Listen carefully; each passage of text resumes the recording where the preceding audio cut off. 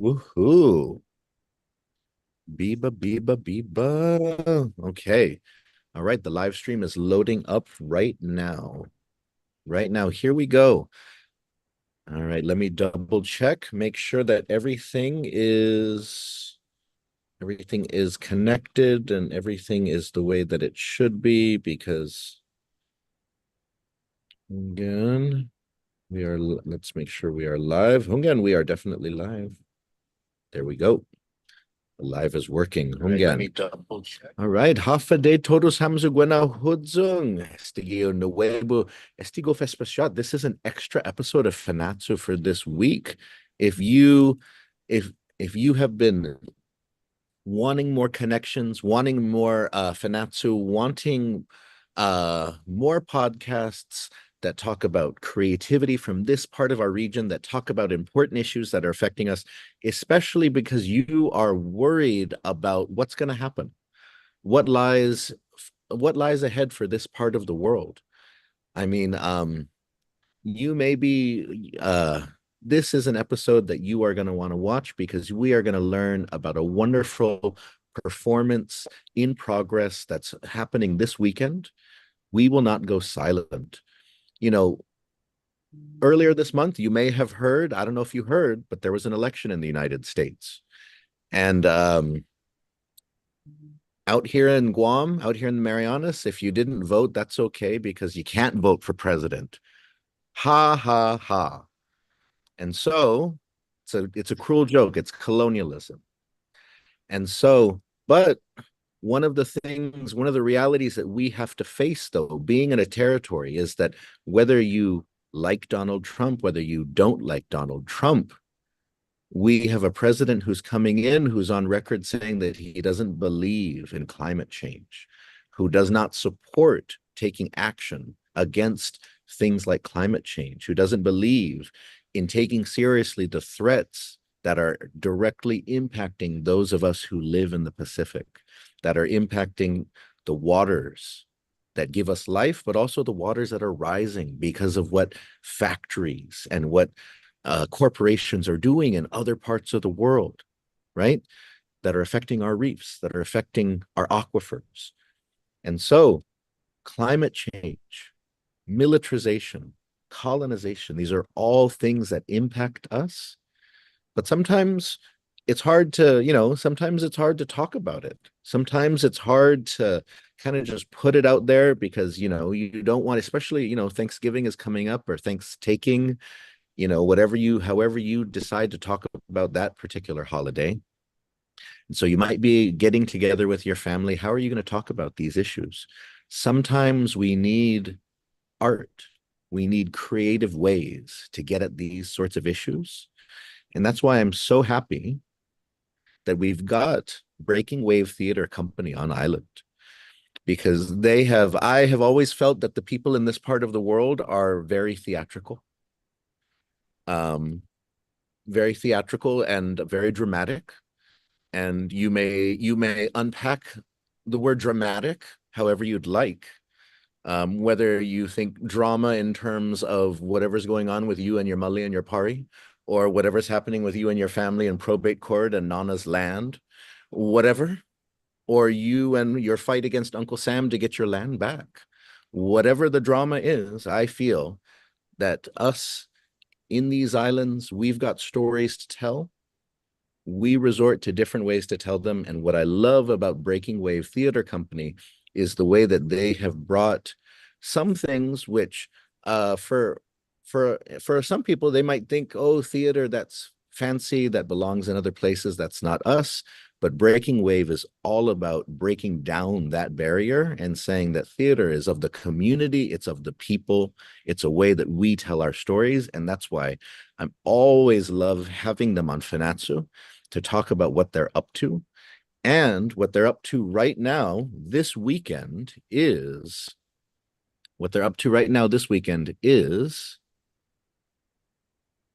we will not go silent. There is a work in progress performance piece of We Will Not Go Silent, which is happening at the Agaña Shopping Center, the Expo Hall, this Friday, the 22nd. Saturday, the 23rd, and then Sunday, the 24th. Tickets at the door, $15 general admission, $10 for students or seniors. Um, I don't know, I can't pass as a student anymore, but I have enough tsungi to pass as a senior now. Hunggan, it's true. I do have enough gray in my beard that people do think that I survived Typhoon Karen. And so I think I can get away with that $10 discount there. But I am so excited for this. And we've got some people with me here. Joyce. Joyce is one of the co-directors and co-writers for this. And Joyce, why don't you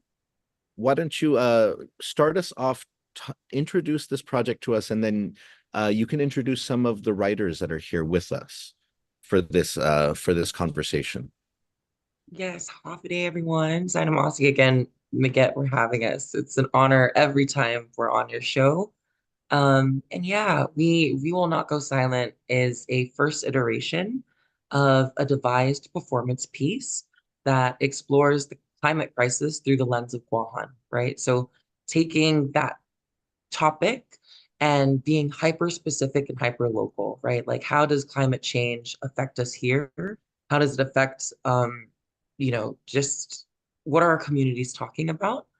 And it was devised by 9 individuals. So myself, Jana Schodemeyer, Ian Tyron, Hannah Elmore, Nicholas Kanata, Shannon Iriarte, CJ Ochoco, and we're joined by 2 other ensemble writers and actors and performers, Joseph Taimanao and Shannon Dean St. Nicholas. We Hopefully, have them. hopefully.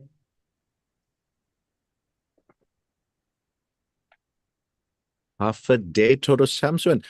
If you want to, let's go around real fast and put favor, go ahead and introduce yourselves real quick. I'll go first. Well, hopefully, my name's Shannon Dean St. Nicholas. I'm from Jigo. I'm I'm a musician, but I also love to act. I've been doing a lot of writing. Um, yeah, okay, I'll go Dota, you're next. Hi, I'm Joseph Taimanao. I'm originally from Rhoda, but I moved here like 10 years ago, and I've been living in Barrigada. So yeah, and I've been in love with theater since I was in Rhoda. So this is a wonderful little not even little. It's a big company that I'm a part of that I can contribute to this. It's fun. And, yeah. Oh, Half a day, yeah. Diva. I was like myself too. Half a day, Double Joyce up. Torres. Um, I like to call myself a storyteller as well and do all the things within that lens. So I like acting, directing, playwriting, poetry, singer-songwriter, and music, all of that fun stuff. And from Barrigada, also from Saipan, Familian Tomat. Uh, but yeah, thank you again for having us. No, and Tadzugwa Hamzuma Sedusmasi, Purifinatun Mizu. And so how did this project come about? I think one of the reasons why I was very when I first started hearing about this, one of the reasons why I'm thankful that you've taken this on is because climate change is affecting everybody, but we see some of our brothers and sisters from other Pacific islands, especially those that live in atolls, they can't ignore it.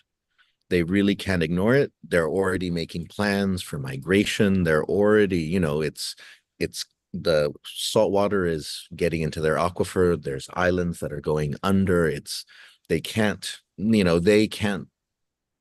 they can't afford to just pretend that, Elon Musk is going to invent something to save them.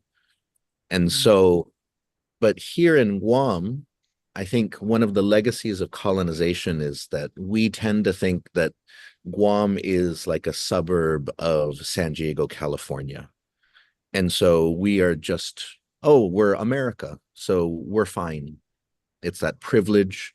We're okay, you know. And so I think that we sometimes think that things are happening other places, but we'll be okay. And so we don't take these things as seriously. So that's why when I saw that this project was dealing with these issues very directly in that way, I was very happy. And so what brought all of you to want to tackle this issue?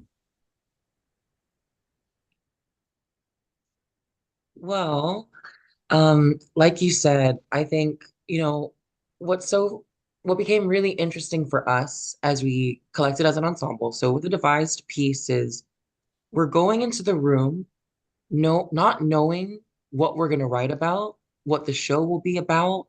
There's absolutely no structure in terms of this is what we have to end with. But we knew that we wanted to talk about climate change in relation to Guahan. And we knew that we wanted to talk amongst one another and to let the storytelling evolve and grow out of those conversations and out of the workshops and meeting. And I think what has become so clear to us is that you can't talk about climate change in Guahan without talking about colonization, militarism, and capitalism. And all three have done what they do. And I think made it, it's by design. They made it by design. It's like, even though for now, I think for all of us, we can really see that we are affected and we can like point it out. But I think in terms of the powers that currently be, they've done a really good job of convincing us that the climate isn't changing, that we haven't been affected. And I think what we talk about in the show is how did we get there? How did we become so rewired and hardwired to think different things? And because of that, I think the unpacking of all of that information and the decolonizing, even for us in the room, was so healing and moving. And also so apparently clear that our intention of being and feeling that things are changing, and we wanted to figure out where we fit in that mold. And we realized we're not, that many activists, they've been doing it for forever. The scientists have been doing it forever. But what do we do? We're storytellers. We're able to connect feeling and information not not turn it into a way that's palatable, but present it in a way that makes it a conversation that's inviting. But we do tackle all of those things. So it's a really interesting mix of a show. But I'm curious to hear too, Shannon and Joe, what brought you into the project? Oh yes, put for board, put for board. Um, I really love how we're able to do this in a way that, because we are talking about these, really serious, almost upsetting things, but I feel there's still a lot of really sweet moments in this show, and there's still a lot of moments where I feel like everybody could laugh. Um, I can't remember exactly what brought me into this show exactly, because I remember when I was first approached by it, I was really excited, but I feel like, yeah, we didn't know what the show was gonna look like, what we were gonna say. Maybe until like 2 weeks ago, we kind of got maybe less than that. But all that's really coming to mind right now is I really love this show. I think, yeah, Joe Tai. Oh, as artists, as storytellers, we usually gear it towards like, the easier topics like love and all these other things like um heartbreak and all Mental this. health seemed almost easier to write about. Yeah, yeah. So when we were approached to do something about climate change, it was like, oh, how do we do that? How can we write something about climate change? How can we make something artsy about that? And it's like, oh well, maybe this is a good point to challenge yourself, to find something that is enjoyable and is digestible, as Joyce said, and something that is palatable, as she said. It helps us um, with our creative flow. Yeah. So it was a nice opportunity, and that's why I joined. So, and yeah, we're here, and it's tomorrow. So It's tomorrow, yes. Oh my God. woohoo! Oh yes, I definitely get the sense that some of the week of show sort of pressure is definitely in the Zoom. It's in the Zoom with us right now. So no, I think and so yeah, this is definitely something that I can imagine it's hard to it would be hard to translate into in different ways, you know. But that's the challenges. If but I think that's something that a lot of scientists have been trying to figure out themselves in terms of, you know, scientists can say, you know, we know that this is what's going on in the world, but if they can't make the case to people, if they can't kind of help people understand what that means, then the problem is people might believe somebody who makes TikTok videos who says that the world is flat and you don't have to worry about climate change because maybe like because God is gonna like save everything or something because you know, and so that's why Yeah.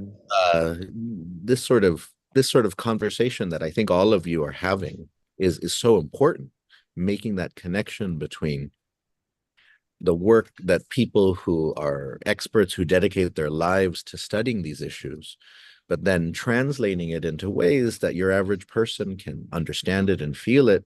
That's important because I think one of the reasons that so many at least my understanding is a lot of people deny climate change not because they understand some of the issues involved, but just because if somebody presents you with an argument, if an issue is complicated, if an issue is scary, if an issue might require you to change, sacrifice, make different life choices, and then somebody presents you with an argument that would not require those things or would make you feel safer or keep your beliefs intact, then maybe you'll believe that person instead.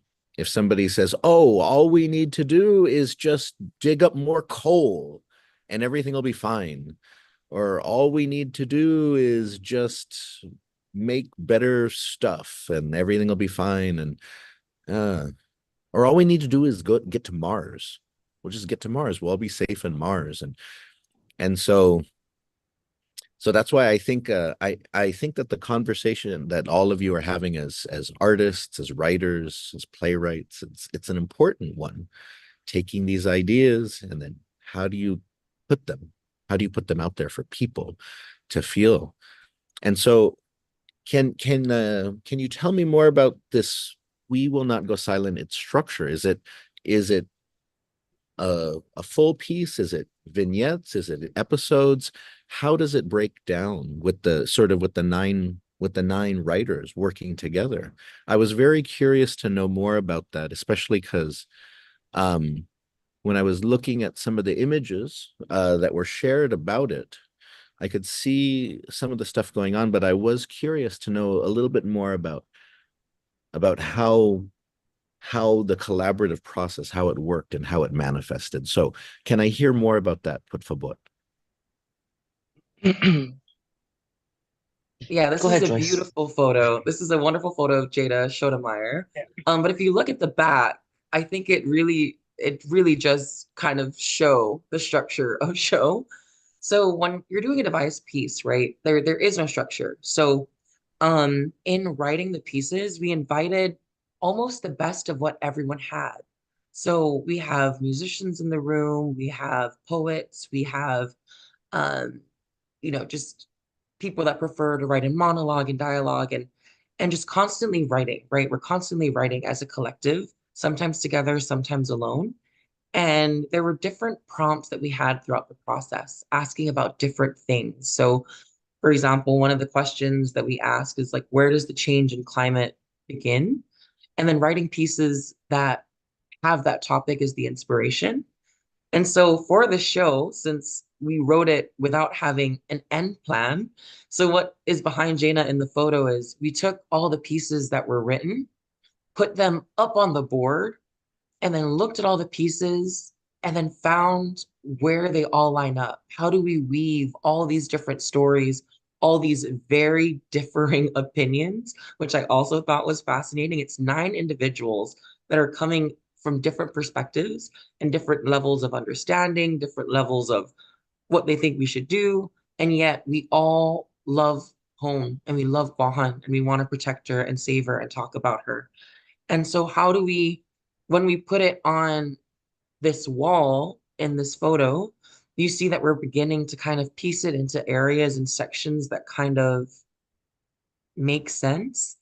Um, and in terms of what people are going to get to see, I mean, there's shadow work and shadow puppetry. Shout out to Shannon Iriarte who brought that into the room. And that is a whole spectacle and a thing. And then we have different forms of music because we have different musicians. So you have dark reggae, you have an emo song, you have opera, which Shannon, I would love to hear Shannon talk about. You have Joe Tai with this amazing R&B vocal voice. We have some pop things in there because, we're millennials trying to talk about climate change.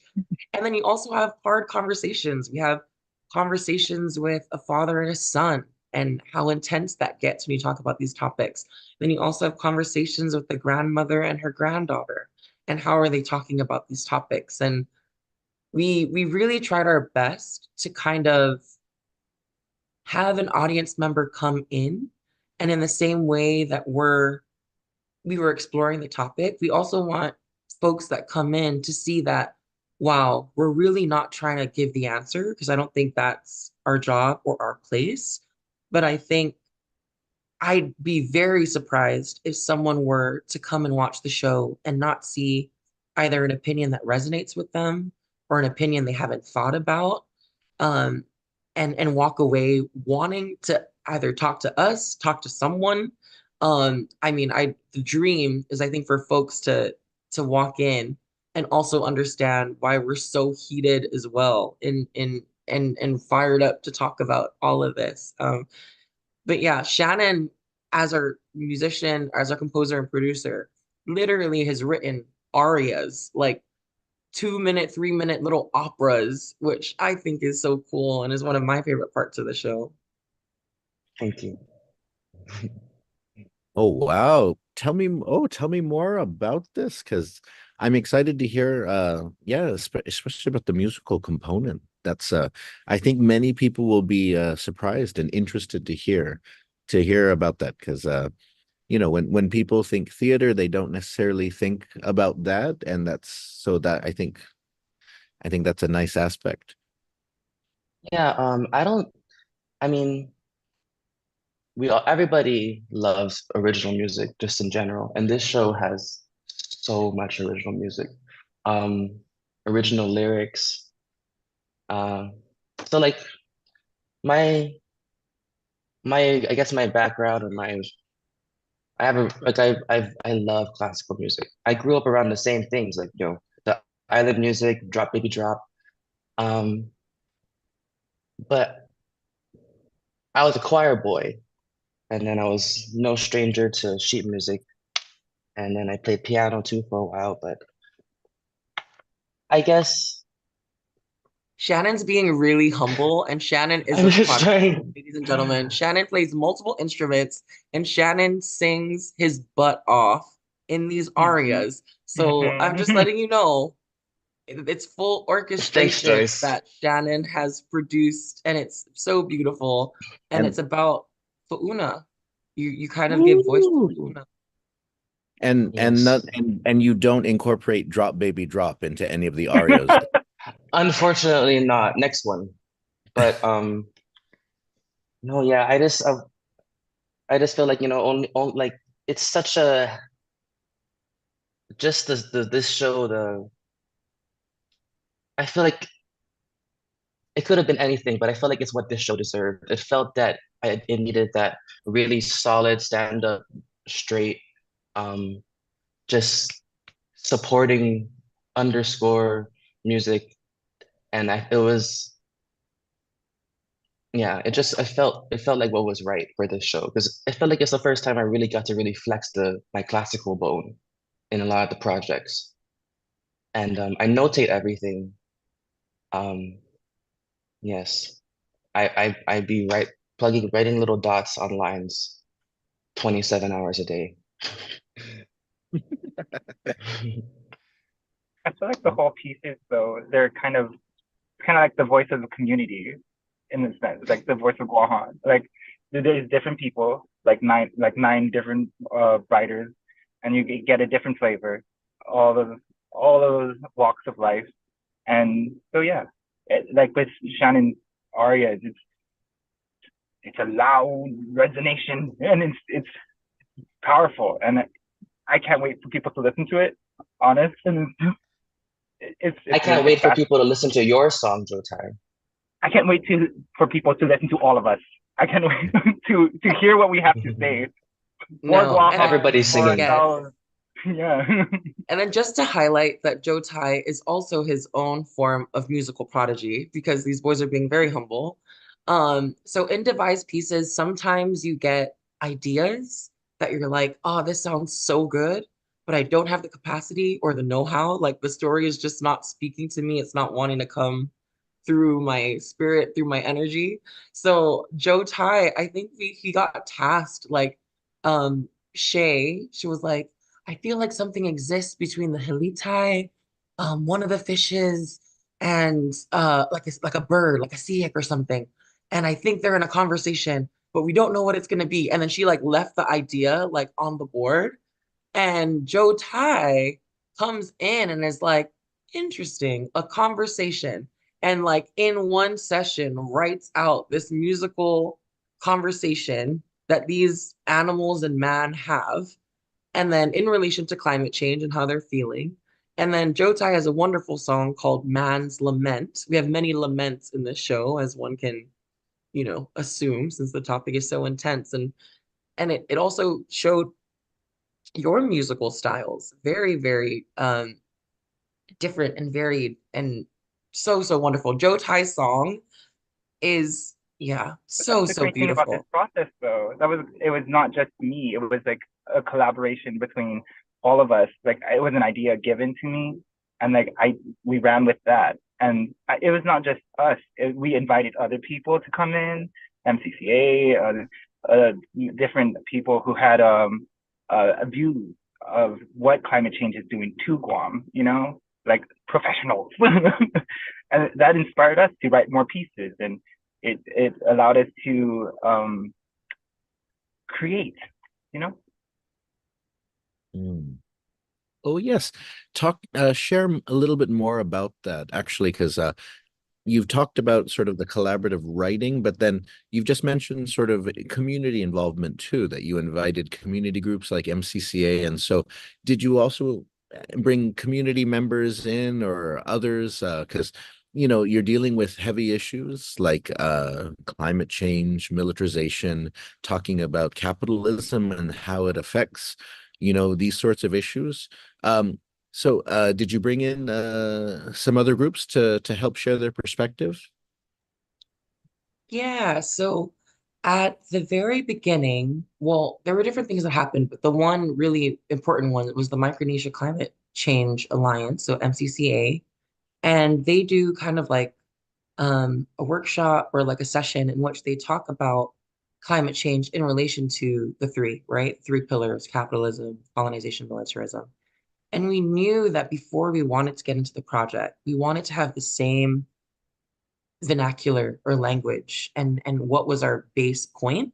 So their session that talked about how do those things actually affect climate change, affect Guahan, and then ultimately potential solutions. So talking about bringing back cultural practice and all of those things into the space. So that was one of the elements that really helped ground us. And then we also tried our best to kind of include different things that the ensemble members could go to. So like we went to a session with Tasi Tanutoru, and we went into the limestone forest and got information about how they're trying to preserve our wildlife and the jungle areas, and how those are being affected. And like for example, like we really got to sit in the jungle and hear just how silent it was, and how it almost felt like you could not deny the trauma of how something that feels so lively can be so quiet. Um, and then different things too. We went to different exhibits. We watched individually. Sometimes like we went into the teach-in that you and Lola did, was very like, just as many things to kind of inspire and to absorb as much information as possible, and doing research kind of in our own time, and then bringing the things that were really speaking to us or feeling, and then sharing it with the group. And I think that was one of the things too when you brought up about the what's happening in the Pacific. I think there was an article that talked about how we might need to archive um our culture, because if they go, then we would just have to exist in the cloud. Like the information of like you're just gonna have to exist in the cloud. And when you want to reminisce on what living life on an island was like, you just put on your 3D goggles and you're back in there. And so all these different experiences really helped inspire the different pieces. And I think it's heavily reflected in what folks will get to see, because it does feel like a fever dream, like a global warming induced climate crisis induced fever dream. I think those sessions were very helpful because, like, we're artists, so I don't think data is our forte, you know? So it was helpful to have people actually give us information and like actual, like, yes, we have learned about this throughout the years, yeah, but it's good to have this information reiterated to us at least, or like given back to us, like the data portion. Even when we were outside, it was really nice to like go on a hike and then find a spot to plant yourself and just write in the jungle. That was also, yeah. Oh, c'est just Marseille. No, thank you for sharing. I think uh yeah, that's I like that point. If we're trying to get people to talk about protecting these things, we should feel inspired directly by these things. We should visit them. We should write amongst them. It's I should I am an aircon baby and an aircon adult. And so I draw inspiration from your examples. Absolutely. So I go to the meetings. I go to the meetings after Typhoon Mawar. I was reminded that what's it called? I was like, I need my aircon. And so but I know that air conditioning is destroying the planet. I look we. And so but yes, we'll have to figure out something for that. But we're getting a few comments of support though that are coming in. Wait, let me check this out here. Andrew Roberto from Saipan says, Buenas from Saipan, breaking wave, break a leg at your performance. And so Biba, No, Biba 80, Biba Saipan 670. no. Hungen. And yes, and so I did want to so I did want to ask though, because this is a performance in progress, though, right?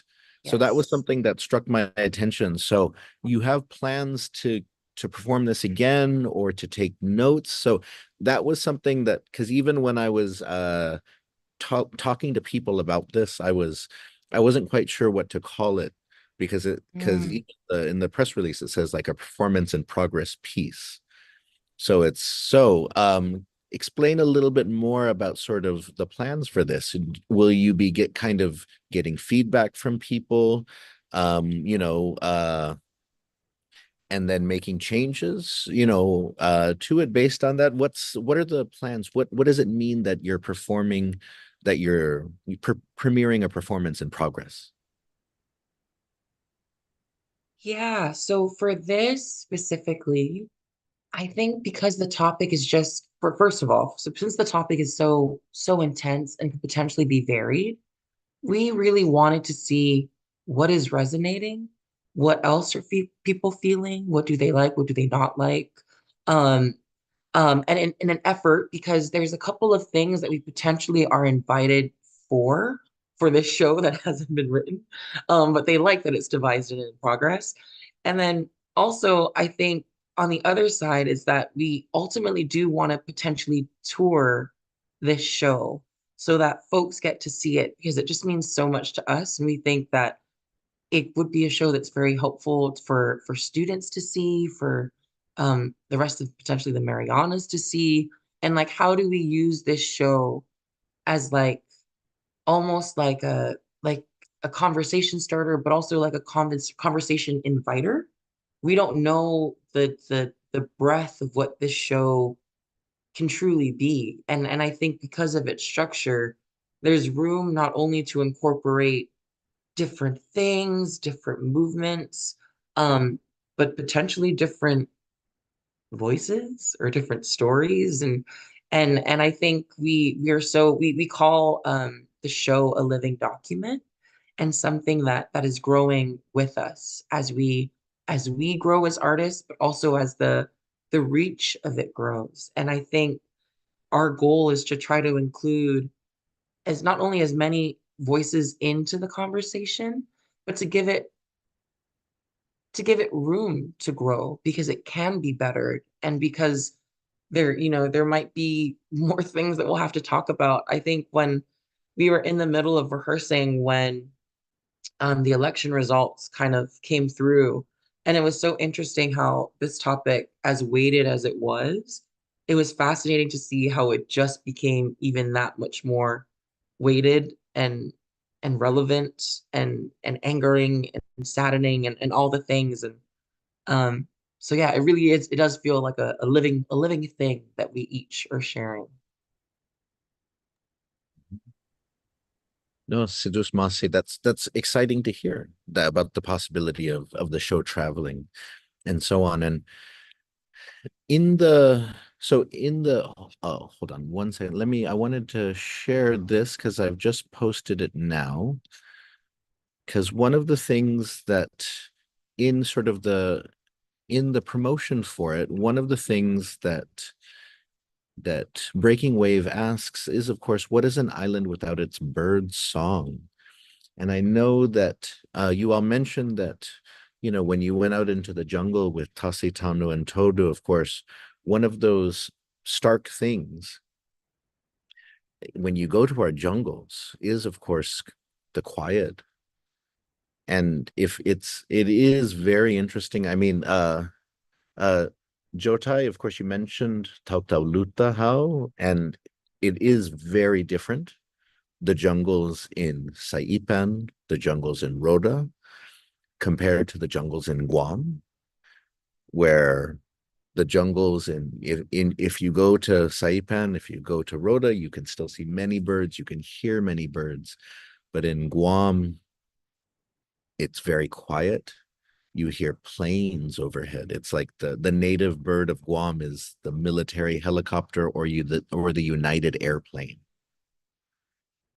And so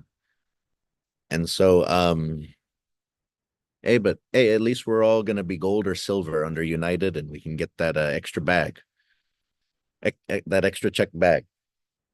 And we'll all get buddy pass. We'll either all get the buddy pass or the bucket seats or whatever. But this is you know, I when you mentioned sort of going into the jungle and hearing that, and then I was reminded of this here.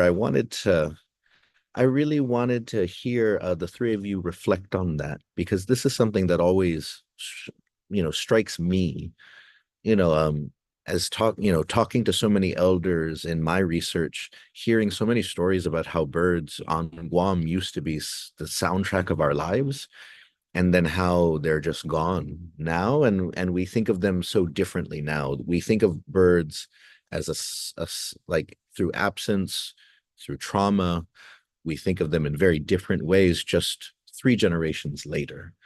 And so I wanted to see if any of you wanted to kind of talk about that because it's um it's something which people, around the world can kind of understand as they lose their own native species, as habitats are kind of declining, as even Joe Biden's playing in the Amazon rainforests this week, in his last 2 months as president.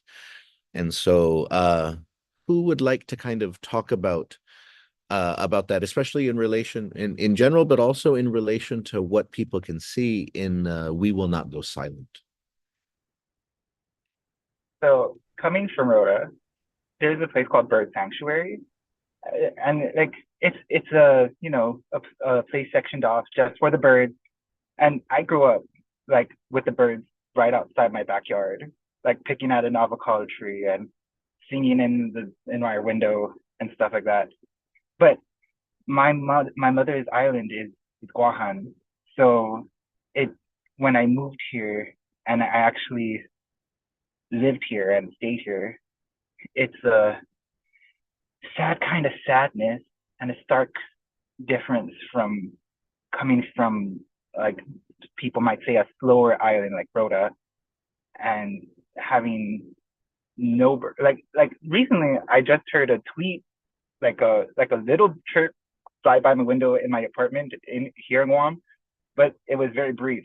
Whereas if you were in the northern islands, I feel like there's an abundance of it, and it makes me kind of sad for Guam, you know. And I'm astonished at how it's depleted so quickly. If I and I don't know how, sometimes I'm just like, how did it happen? And there's all these other factors. And coming into this project, you learn all the cause and effects. And I hope that we can open conversation to that. So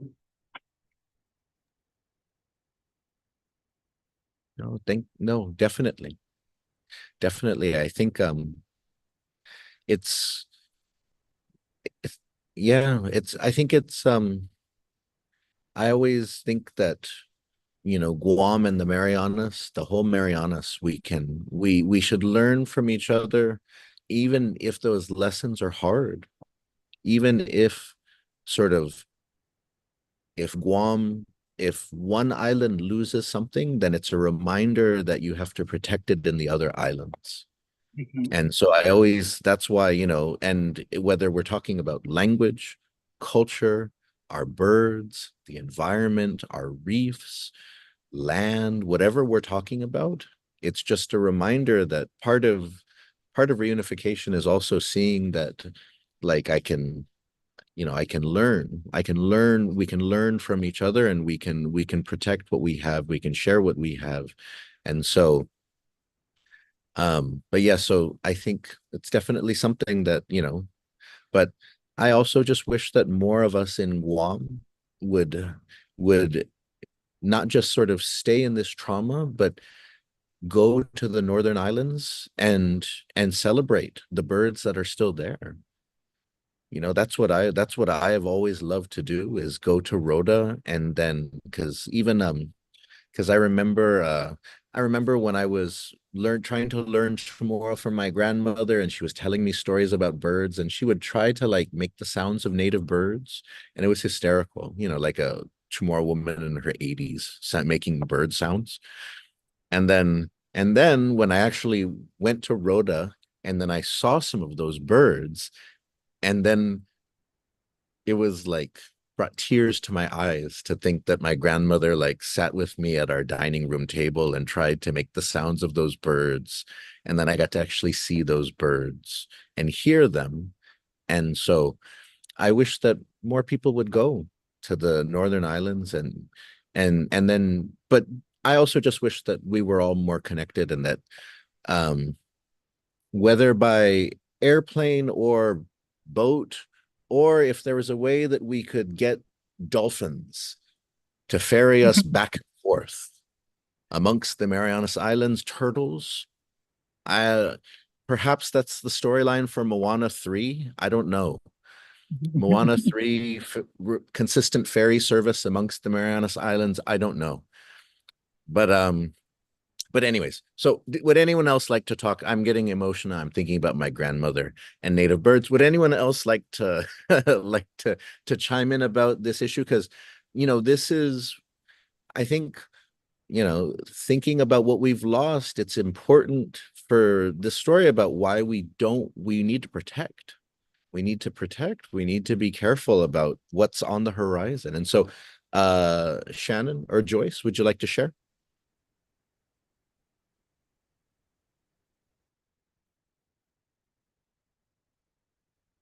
Hungen? Ahi?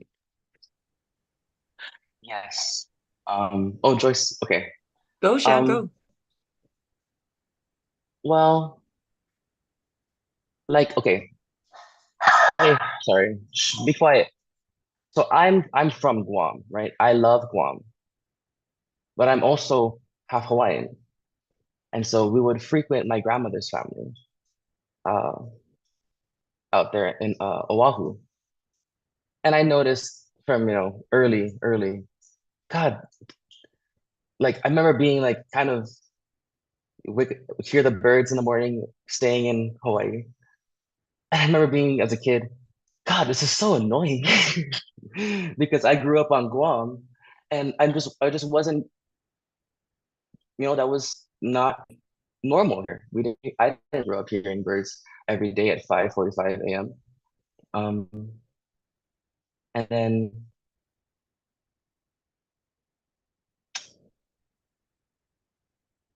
uh okay, you go, Joyce. I'm getting emotional too. I'm starting to think about grandma. Yeah. No, you know what? I'm gonna cry about it. I think on a climate change level, you cannot deny that changes happen, right? The loss of biodiversity is one of the like big things that you see. It's like you lose biodiversity. So what happens when you lose your birds, right? You lose you lose the thing that's like dropping seeds, you lose the thing that, that brings life to our jungles and the sounds and kind of one of the signs of like a healthy ecosystem is like life, right? So to have birds, to have animals, to have just sounds. Jungles aren't supposed to be silent. And I think it wasn't until I left home. And for me, like going to Saipan, it's kind of like, I was like, oh, I recognize it kind of a little bit. But it wasn't until I was in Nashville and living in Nashville for a little bit that I like sat and looked and I was like, the birds are constantly singing and doing stuff. Like I wake up to the sound of a bird, like there's a morning bird that greets me, there's evening birds, and that's when I kind of started to realize I was like, whoa, there's like a living something within nature that you think I would have learned on Guahan, but that I just wasn't there in my journey yet. And then I come back home, and I think the thing that really shocked me was when I really stopped and I sat and I was like, okay, because I too I am an air conditioning baby.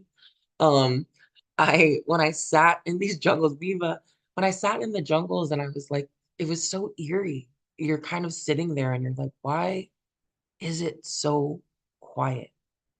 Like, why do you just hear the wind? And I think that the sentence that MCCA also brought into the room was that you cannot fathom the trauma of a silent island. Like, the bird to me, she's a metaphor, right? For the loss of culture, loss of voice, like to lose the ability to speak the language that your mother's mother's mother spoke.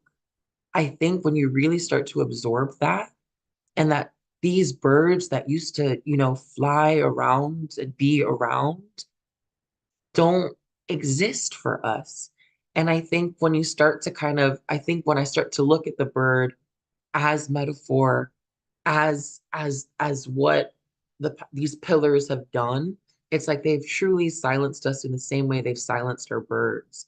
We don't even, I think, in the dream space as we've fallen asleep, we've forgotten that we do have a voice, we do have a say. We belong to Guahan. Guahan belongs to us. You are visitors here. And I think it's starting, at least for us, I think sitting in that upset, in that heartbreaking silence, it almost, I feel like it was really inspiring to see how the silence like triggered us. It was like, I must become mobile and we will not go silent. And so the bird, every time we bring it up, because it is a theme that we kind of carry through of like, there's just so much trauma. Like we don't even know potentially what tomorrows were called. Joe, Ty, and I were having this conversation one day. We're like, tomorrow was a word that was bestowed upon us. That's not even what we called each other. Like, and then also the idea of the Marianas, right? Of like, wow, the trauma of that. Like they really did fracture a chain that belongs together. Like they really have done an impeccable job. I'm like, kudos to you, powers that be. You pissed me off, but you're doing your job right. Because they really have secluded, isolated, and silenced us. And I think doing this work, I think as artists has been so healing that we're like, not only will we not go silent, we refuse to be silent. And now you're getting a whole different sort of like, I think finding our voices again has been really wonderful as well. And in this space of being like, whoa, we don't have the answers. We're not scientists. Our degrees aren't like that. But we're all involved in climate change affects us all. And whether you say something or don't say something, you are saying something. You are included. If you say something or don't say something, you are in that conversation, whether you want to be or not. Ay, si Zeus Mase Biba. Woo! Si Zeus Mase. Oh my goodness, I'm pumped. I'm excited. Oh man. I I'm very, very excited. I'm so glad that you've all pulled this off, that this is happening this weekend. We are almost out of time though. So I do want to give you a chance though to share some final thoughts. And then we'll give the final the details again for the show. We will not go silent, but um we can start, Shannon, with you, and then Joe Tai, and then Joyce. If you just want to share like a final thought, sort of about the show or about the conversation today, anything at all. Or if you don't want to say anything, then just say pass. Tadza, stamanadzenzo. But if you do have something that you'd like to share, then by all means, please do. Shannon, Hungan?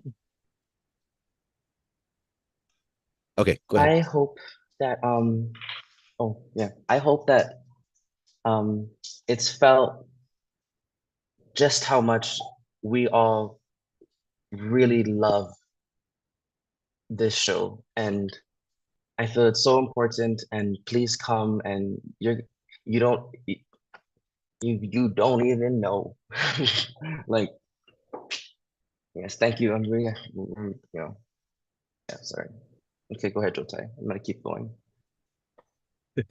Um, Oh, I would but for like what? to I would like to thank you for having us here. I also would like to invite everybody to watch the show.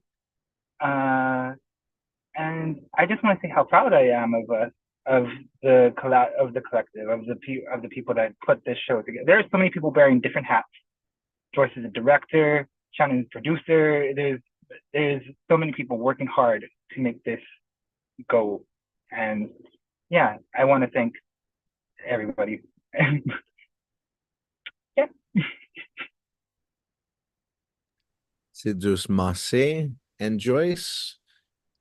Yeah, I just want to say thank you again, Miguel, for having us and Fanachu for being such a wonderful platform and truly being something that connects us. And I was telling Miguel that even in Nashville, there are fans of Fanachu and that listen. And I really do hope that, when folks hear this show, I think they're like climate change, like, oh, we're just gonna be yelled at the entire time.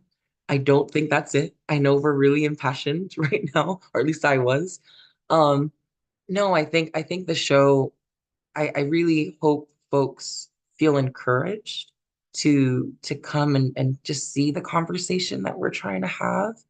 And I think, no, I know that it is very well rounded. And like Shannon said, it's not, I mean, I think there are moments that are kind of sad and maybe upsetting. But I think even in that, part of reclaiming Guahan is ours is to celebrate the love where we are now and the joy and the happiness, in addition to all of that stuff, that even in something so potentially upsetting, there's also so much room for connection and feeling in community and knowing that you're seen, felt, held, supported. Um, and yeah, I really think this is a fun show. Like, this is unlike anything. I think if you are a theater person or you like being entertained and you like the Guahan like theatrical scene, I promise you, for giggles, I think you're gonna enjoy coming to the show because it's unlike anything I think that has been put out, even for Breaking Wave. This is a little, I think the same way you said breaking barriers. We're kind of initiating a new a new modality and a new kind of potential vibe. But I think it's very fun and inviting and empowering. I think this show will, I think it's made us feel very empowered. And I hope folks that come to the show feel empowered as well. And that we do have voices and we are important. And yeah, Biba Kohan, Biba Marianas. Thank you for having us, Miguel. Haugumas, Hamzumas, Sidzus, Masi, Notodus Hamzu. And just as a reminder to everyone, We Will Not Go Silent is this weekend, Friday, Saturday, and Sunday. Friday and Saturday, 7 p.m., Agaña Shopping Center Expo Hall. And then Sunday at 2 p.m., tickets are at the door, $15, general admission, and then $10 for students and seniors. All of this by Breaking Wave. And then Kaha Docomo, Tumon Sands Plaza. And then the NEA as well. Biba, Biba, Biba. And so, si Zeus Masi por Hamzu todos, por ifanaton midzu pago para este episode, zamalagzo na besangani Hamzu todos, ni umega por ume kung si Zeus Masi este finakpo este episode